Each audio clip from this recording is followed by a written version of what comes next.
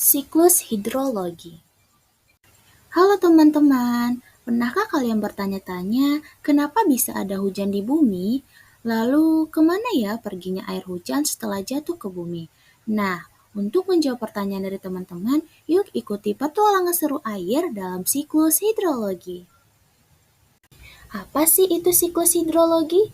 Siklus hidrologi adalah proses pergerakan air secara terus-menerus dari atmosfer ke bumi dan kembali lagi ke atmosfer.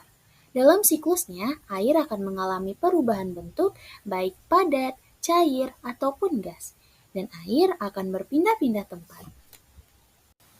Ada 5 tahapan yang harus kita lewati dalam siklus hidrologi ini. Kita mulai ya. Tahap pertama dimulai dari lautan yang luas. Panas dari sinar matahari membuat air di permukaan laut menguap menjadi uap air dan naik ke atmosfer. Proses ini disebut evaporasi. Lihat, uap air mulai bergerak ke atas. Kedua, setelah naik ke udara, uap air bertemu dengan suhu yang lebih dingin dan berubah menjadi titik-titik air kecil yang berkumpul membentuk awan. Proses ini disebut kondensasi. Lihat, awannya mulai menebal dan gelap. Tahap ketiga, dalam siklus hidrologi tidak hanya dari laut saja, tumbuhan juga melepaskan uap air melalui daunnya dalam proses yang disebut transpirasi. Jadi, tumbuhan juga ikut berperan penting ya dalam siklus ini. Tahap keempat, ketika awan menjadi terlalu berat, titik-titik air akhirnya jatuh kembali ke permukaan bumi dalam bentuk hujan. Proses ini disebut presipitasi. Hujan pun mulai turun dengan deras.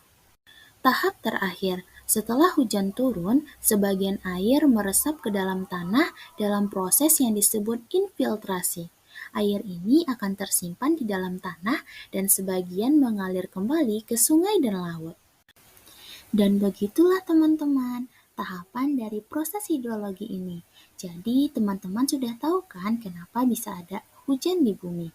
Ya, semua itu terjadi berkat siklus hidrologi ini yang akan terus berulang memastikan air selalu tersedia untuk kita semua.